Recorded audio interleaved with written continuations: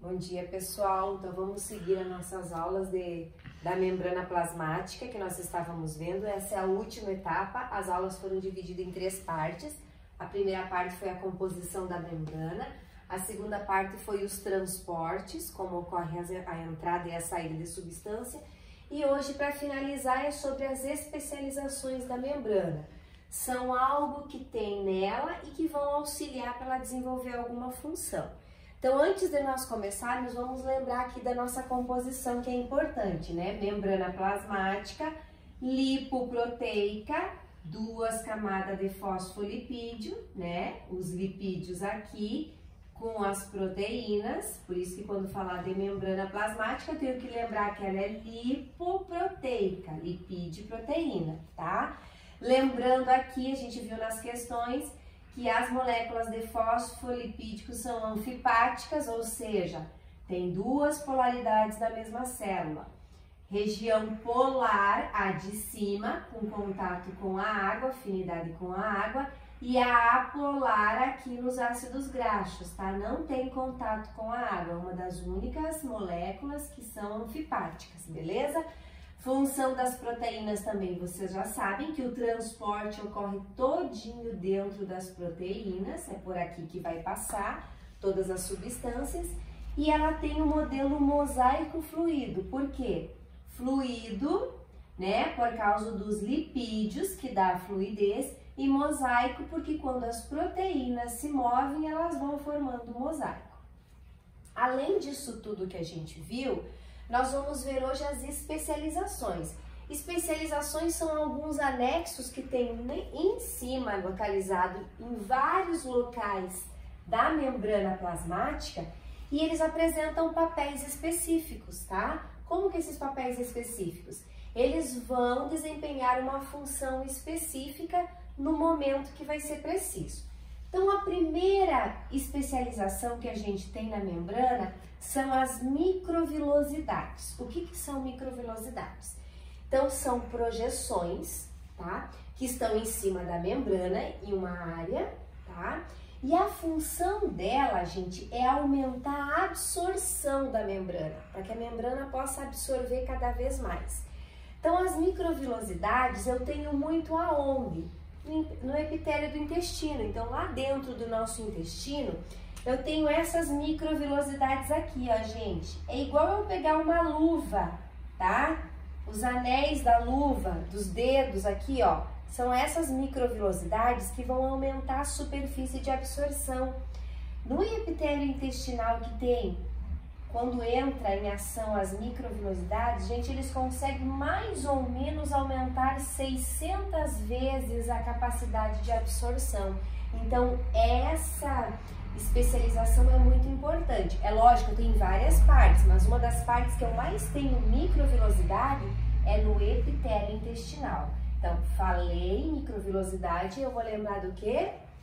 Aumento de absorção. Essa é a função principal dela, tá? Como a gente sabe que eu tenho especializações específicas, eu tenho outro tipo de especialização chamado desmossomos, tá? O que são os desmossomos?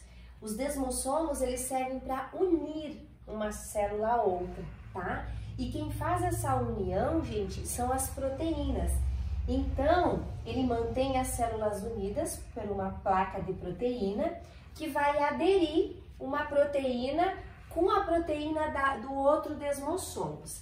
Então, o desenho que eu pude fazer para vocês, aqui tá a membrana em verde e aqui tá os desmossomos. O que vai acontecer? Eu quero unir, eu quero aderir uma célula a outra para ficar mais ligada. Vai ter aqui de novo a membrana, tá? E vai ter a proteína dos desmossomos aqui, ó.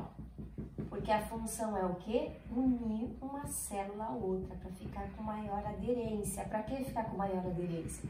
Para poder passar substância com mais tranquilidade, tá? Então, microvilosidade, aumento de absorção, desmossomos, união. E eu também tenho uma outra especialização, que se chama como interdigitações. Qual que é a função das interdigitações? Tá? Elas são dobras das membranas de duas células vizinhas. Então, a membrana de uma célula com a outra célula, ela forma uma dobra, tá? E funciona igual um quebra-cabeça, é um encaixe, elas se dobram para se encaixar melhor. Por que elas vão se encaixar melhor? Para elas manter a superfície de contato maior entre elas, porque eu preciso passar substância, eu tenho especializações para passar substância.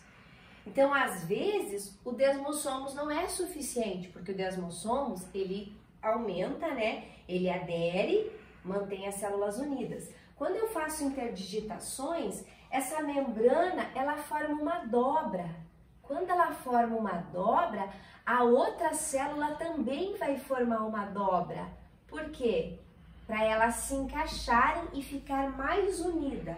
Quando elas estão mais unidas, as substâncias passam mais rapidamente, tá?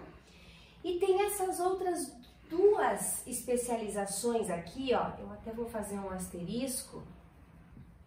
Essa e essa, ela não aparece muito, mas ela existe e ela gosta de cair nas questões, que é a junção aderente e a junção comunicante, ou gap, tá? Então, qual que é a função? Ela é um reforço, na verdade. Então, junção aderente, ela faz ligação entre duas células e essa ligação, às vezes, por exemplo, a gente está falando muito em ligação entre as células. Desmossomos faz ligação.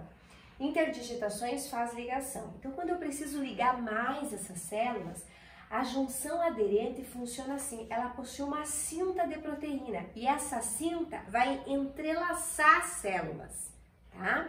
Para o quê? Para que elas fiquem mais unidas. Essas cintas de proteínas são fibras e as fibras mais importantes que ocorre a junção aderente é a actina. É a mesma fibra que tem lá no músculo, é uma fibra bem resistente. Lembra no músculo? Actina e miosina, contração e relaxamento? Então a actina aqui na junção aderente, ela forma uma cinta e ela vai fazer o quê? Vai cobrir essa célula para ter mais aderência. E a outra é a junção comunicante, ou o famoso gap, que é chamado, tá? Ela, gente, a gente já sabe que as proteínas passam substância nas células, dentro das proteínas. Então, essas junções comunicantes, o próprio nome diz, permite a passagem, tá, de substância através dessas proteínas aqui, tá? Que são umas proteínas específicas. Então, digamos que é um reforço de uma proteína. Às vezes não está funcionando a passagem e eu tenho as junções gap, que é o quê? Elas são proteínas específicas que ajudam qualquer substância a passar livremente dentro da célula.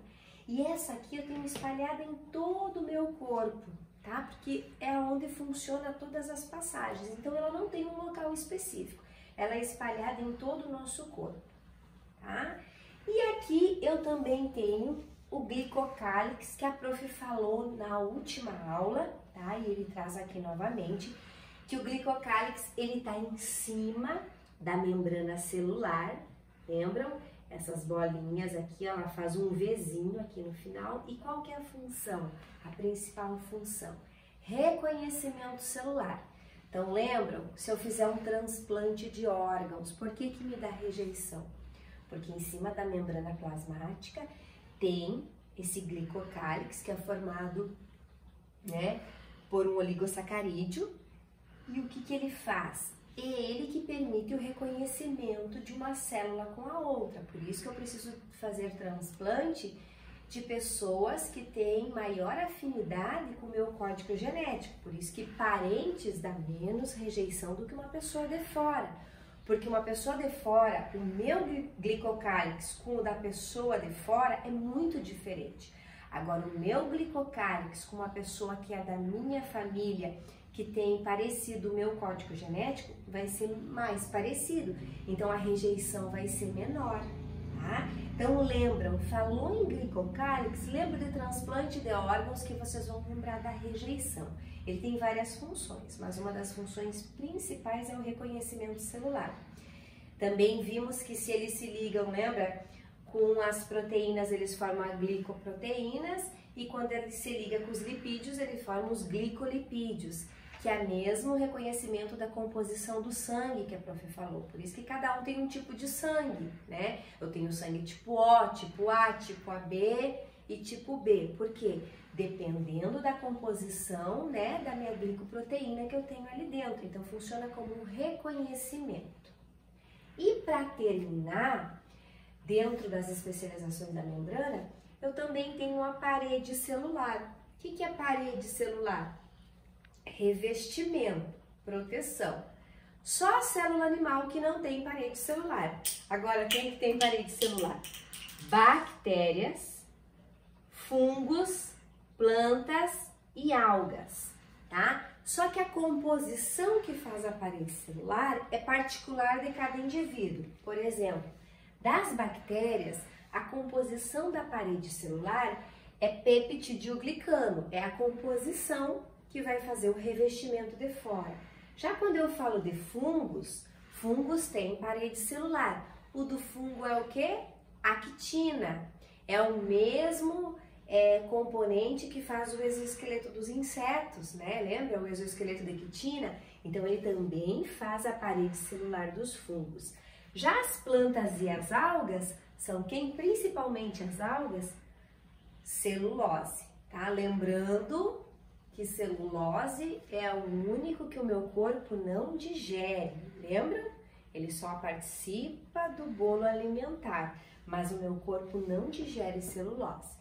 Então, regrinhas básicas, falei de especializações da membrana, eu vou lembrar quem? Microvilosidades, desmossomos, interdigitações, junções aderentes e junções comunicantes. Ainda traz o glicocálix, né, que é uma especialização que está ali para reconhecimento, e a parede celular, tá? Os exercícios já estão postados no site, tá? E no plural, e qualquer dúvida é só chamar.